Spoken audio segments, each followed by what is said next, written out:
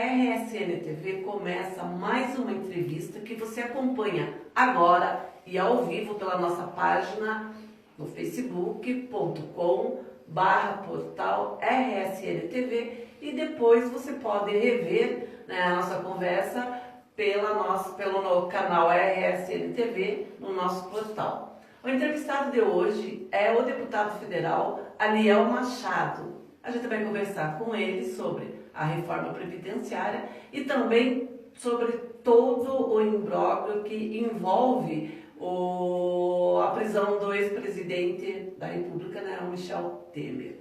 Mais uma vez, Aniel, você aqui nos nossos estúdios, prazer em recebê-lo. É uma alegria conversar com você novamente, Cris. Obrigado pela oportunidade. A todos que acompanham aqui através desse jeito moderno de fazer notícia, importante, dialogando com as redes sociais, conversando com as pessoas e trazendo a informação. Isso é de fundamental importância. Então, agradeço a oportunidade. São dois temas bem polêmicos, temas importantes e temas atuais que envolvem aí o nosso país. Então, é uma alegria muito grande voltar aqui. Bem, deputado, hoje as centrais sindicais patrocinam uma série de manifestações pelo Brasil afora, se posicionando contra a reforma da Previdência. E em Guarapuava, o senhor participa de uma audiência pública logo mais na universidade, né, na Unicentro, no campus Santa Cruz. Quais são os gargalos da atual reforma que está sendo proposta pelo governo? Nós temos hoje uma guerra de informações. O governo tem o objetivo de disseminar que a reforma é produtiva, boa e necessária, e nós temos o objetivo de colocar os outros pontos, o contraponto dessas informações.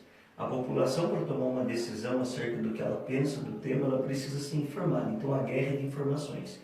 E o governo vem utilizando de todos os instrumentos da máquina pública, o poder que ele tem, os interesses econômicos que estão por trás dessa proposta, os interesses dos banqueiros e, mais uma vez, pela proposta apresentada pelo governo, o trabalhador, as pessoas mais humildes, irão pagar a conta. Nós temos que nos mobilizar, é uma situação extremamente grave.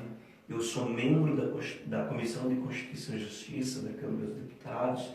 Eu já li a reforma e reli 2 vezes a proposta apresentada e ela é extremamente grave.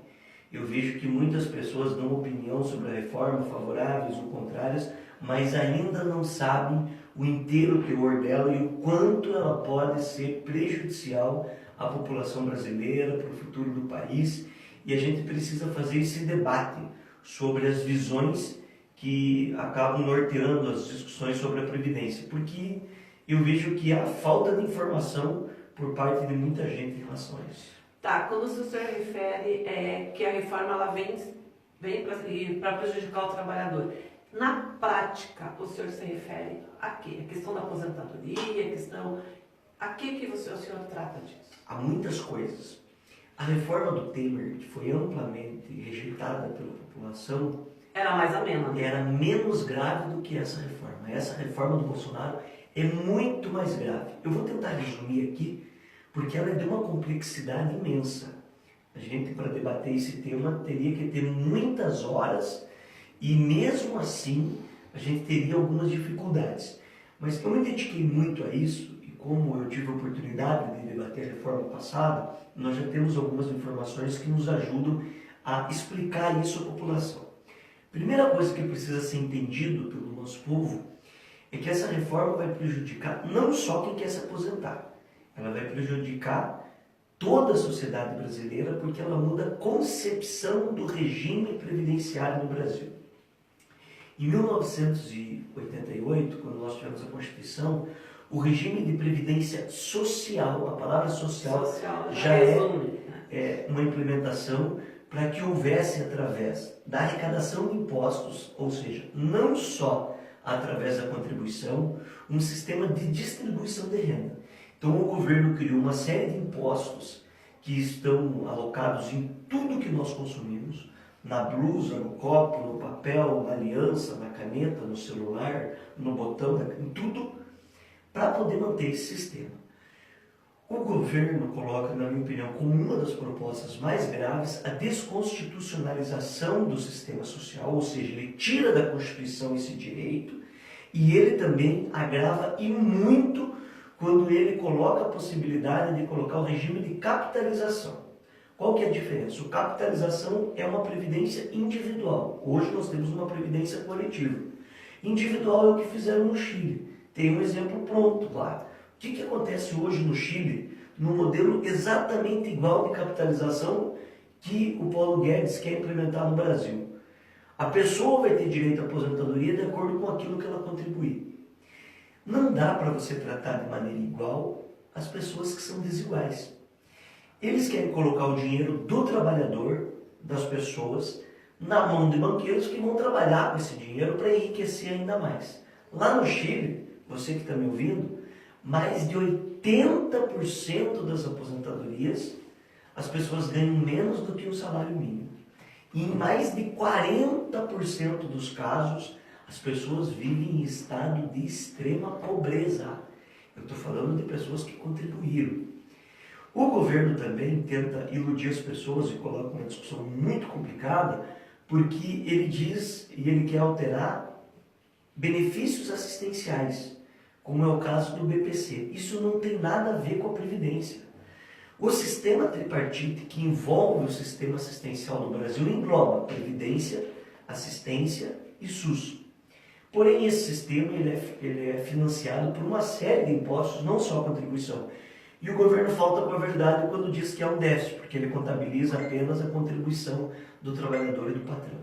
Então, a reforma, Cris, quando ela coloca idade mínima, quando ela coloca um agravamento para ter acesso ao benefício assistencial, quando ela diminui o benefício assistencial, que já é para um idoso extremamente pobre, R$ 400 por mês, até os 70 anos de idade.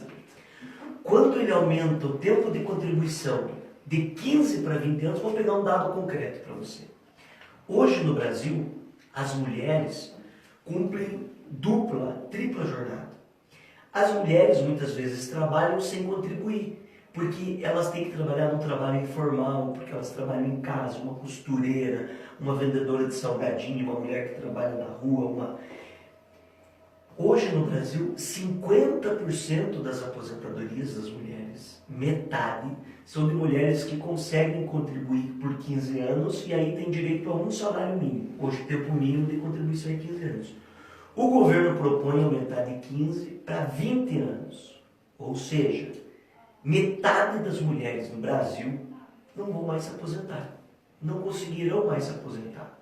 Quando eu digo que a reforma vai atingir a todos, não só quem tem a perspectiva da aposentadoria, é porque grande parte do dinheiro que hoje chega no governo federal é distribuído de maneira mais justa através do sistema previdenciário e através do sistema tripartite. Ou seja, o regime geral da Previdência Social tem uma média salarial que não chega a 2 salários mínimos.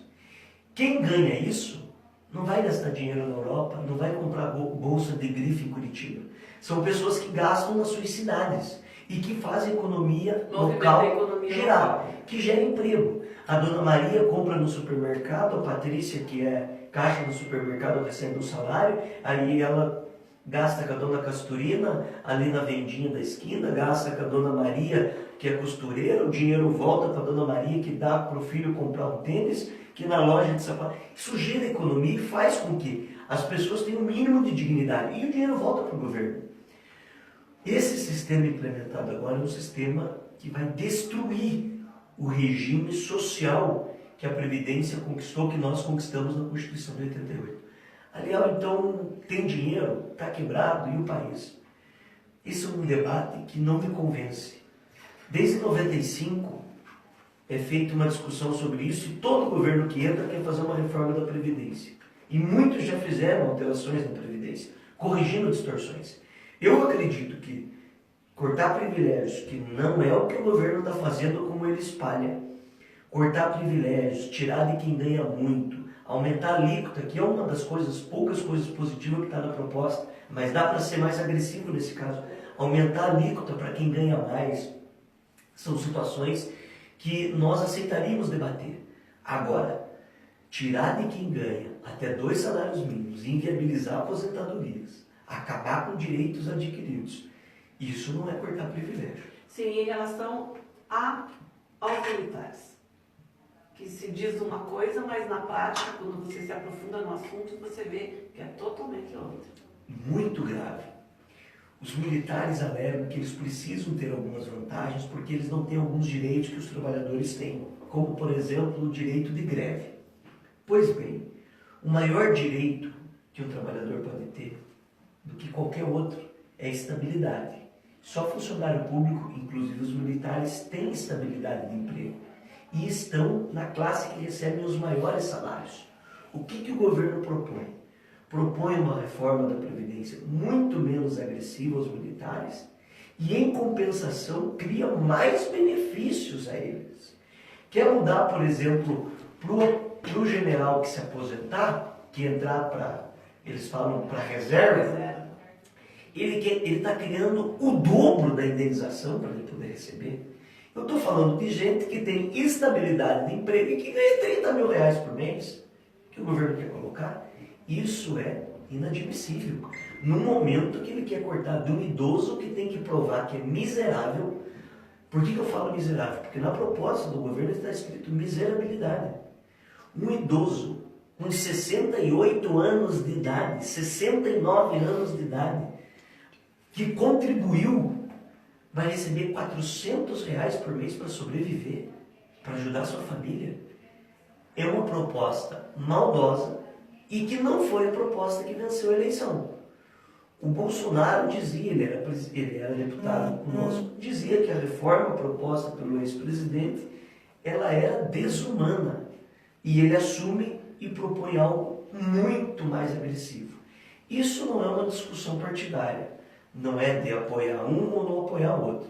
Quando a Dilma propôs alteração no que diz respeito ao próprio PIS, que o Bolsonaro está mexendo no seguro-desemprego, eu votei contra.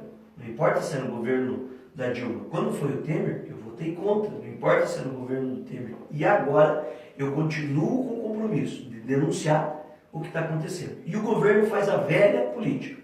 Está negociando cargos, está negociando emendas, chamando o deputado para fazer negociata barata, sem vergonha, e a gente vai continuar denunciando isso porque a gente não aceita esse tipo de situação. Bem, deputado, em meio a tudo isso, né, a toda essa polêmica, a gente teve aí a prisão do ex-presidente Michel Temer. Como o senhor vê isso? O senhor é um candidato de oposição, então eu gostaria de uma análise sua a respeito dessa situação. Eu fui vice-líder da oposição ao governo Temer. Eu votei favorável às 2 denúncias para que ele fosse afastado da presidência e fosse feitas as devidas investigações. Se tivessem feito isso lá na época que nós votamos, e aí teve uma proteção, e aí eu quero remeter, aproveitar a oportunidade, porque eu já vim aqui na Rede Sul conversar com vocês, do processo de impeachment da Dilma. O quanto as pessoas foram enganadas. Eu lembro muito das mentiras e ataques que foram patrocinados pelos mesmos grupelhos que continuam atacando com fake news nas redes sociais, pessoas com pouca informação ou que não têm coragem de fazer um enfrentamento olho no olho desse jeito. E à época eu fui muito criticado, porque eu votei contra o processo de impeachment e eu defendi a nova eleição. Eu defendi na justiça a cassação da chapa, porque eu achava um erro o Temer assumir o governo com Eduardo Cunha e os dois tocarem o Brasil sem ter voto. O Bolsonaro, eu acho um erro? Não. Ele foi eleito. Ele teve voto. E nós vamos trabalhar para ajudar o Brasil. Tudo que for bom no governo eu vou ajudar. O que não for eu vou denunciar. Agora, o Temer era um erro. Os crimes que ele está respondendo, muitos deles foram cometidos no exercício da presidência da República, quando houve aquela situação. E eu disse à época, eu retomo esse tema aqui, conversando com você, porque eu disse à época que o tempo era o senhor da razão. E que o tempo mostraria algumas coisas que naquele momento algumas pessoas não entenderiam. O governo Temer saiu desaprovado, situação grave do país, greves, denúncias, Eduardo Cunha está preso, Temer está preso. E quando houve o processo de denúncia contra o Temer, a legislação brasileira diz que o Supremo Tribunal Federal teria um período para aceitar ou não a denúncia. E caso aceitasse a denúncia, Temer era afastado e num período de 6 meses tinha que ter o julgamento. Nesse caso, o foro privilegiado era ruim para o réu. Por quê? Porque ele não passaria pelas outras instâncias, ia direto para o Supremo, e o Supremo teria um prazo de 6 meses para julgá-lo. E com isso teria ou não uma condenação. Agora, Temer volta à primeira instância. Existe o processo de primeira, segunda e terceira instância, e existe o Código Penal que tem que ser respeitado. Apesar de ser oposição, de ter denunciado, de não concordar com as medidas, de achar que tem uma quadrilha que envolve essa gente, nós precisamos respeitar a legislação, a lei. A prisão é ilegal. E eu acredito que os fundamentos, eu não li todo o teor dela ainda, né? Eu estou em viagens discutindo temas como o da Previdência. Porém, quando não tem uma condenação, em segunda instância, antes era terceira instância, né? Ninguém é culpado até que seja provado ao contrário. Mas o Supremo entendeu agora que segunda instância pode ter prisão. No caso do Temer não tem condenação, nem em primeira instância. Há 3 possibilidades de prisão quando não existe condenação. Ou uma prisão preventiva, ou uma prisão provisória, ou em flagrante. Não é nenhum dos casos. Não teve flagrante. Prisão provisória vale por 5 dias. Você prende a pessoa para recolher documentos, para poder conversar com testemunhas, para recolher celular, computador, documentos que farão parte do processo.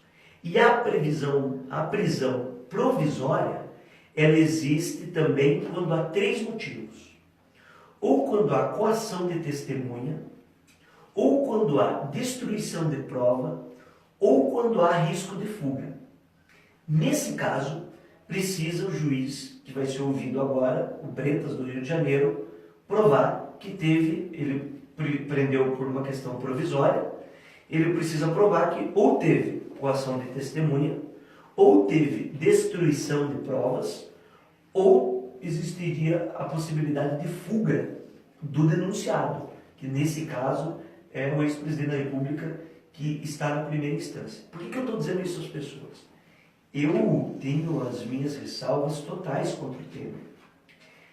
Mas quando uma exceção vira regra, quando você comete um ato que desabona um direito constituído, você vai fazer com que isso chegue de maneira mais forte aos que menos têm atenção da justiça. Hoje no Brasil nós já temos 40% dos presos sem julgamento. Estão dentro das prisões. Suponhamos que uma porcentagem mínima dessas pessoas sejam inocentes. Quem recupera isso da vida de um inocente? Eu não estou fazendo discussão da liberação de pessoas, é o tema mais polêmico. O que eu quero dizer? Querem mudar isso? Altere-se a lei. Não mude para fazer um espetáculo midiático, para fazer um contraponto numa situação que envolve muitas outras coisas. Imagina alguém ser preso assim, sem esse fundamento. Quando é de outro, muitas vezes vira um espetáculo. O problema é quando chega perto de você. É verdade, a situação do país está bem complicada. Bem, deputado, eu gostaria de agradecer a sua participação aqui no nosso RSN TV. E quem quiser mais informações, pode entrar em contato com a sua assessoria, né? O senhor quer deixar o número do telefone, o contato? No caso, aqui em Guarapuava região, é o Lisandro. Lisandro, você quer deixar o teu contato, alguma coisa? Eu quero agradecer a oportunidade de vocês para conversar com as pessoas, dizer que eu, em todas as minhas entrevistas, informações, quando as pessoas pedem, eu dou o meu contato pessoal. Eu nunca me furtei de conversar, de responder dentro do respeito, dentro da prática da boa vizinhança, da democracia. Eu sou um cidadão, eu sou um funcionário público e devo satisfação às pessoas. Por isso, eu tenho muito orgulho em representar Guarapuava, em representar a região e poder estar aqui nesse momento. Quero aproveitar e convidar as pessoas. A Previdência, que eu não falei nem 2% do que tem que ser falado. E hoje, às 19 horas, no grande auditório, aqui da Unicentro, nós estaremos reunidos com a comunidade acadêmica, também está aberto à sociedade, que queira tirar dúvidas, fazer perguntas, conversar com a gente sobre isso. Então, eu agradeço essa oportunidade. Aqui o telefone teu, eu sei de cabeça. O Lisandro me passou. Nós temos uma assessoria muito importante para mim aqui, porque o Lisandro não só atua na parte política de representar na região, mas ele é um técnico que nos ajuda também na elaboração de recursos. Esse ano temos mais emendas para Guarapuava, é um assunto para uma outra oportunidade, mas eu quero agradecer essa oportunidade e me colocar à disposição. E o meu telefone vai ficar gravado na live aí, é o 99927 1718, é 42 também. Eu só tenho um número de telefone, é um compromisso meu do primeiro mandato ainda. E está à disposição de vocês. E o telefone do Lisandro, que é aqui de Guarapuava, é o 99952 9020. 99952 9020, também é 42 o código. Obrigado pela oportunidade. Quer divulgar a sua fanpage? Na nossa página também, nós sempre estamos munindo de informações. Eu faço alguns ao vivo de Brasília, algumas situações que tratam de temas bem relevantes, então quem quiser acompanhar lá, a Liel Machado, encontra o Face, encontra o Insta lá, o Twitter e tudo mais. Bem, então é isso.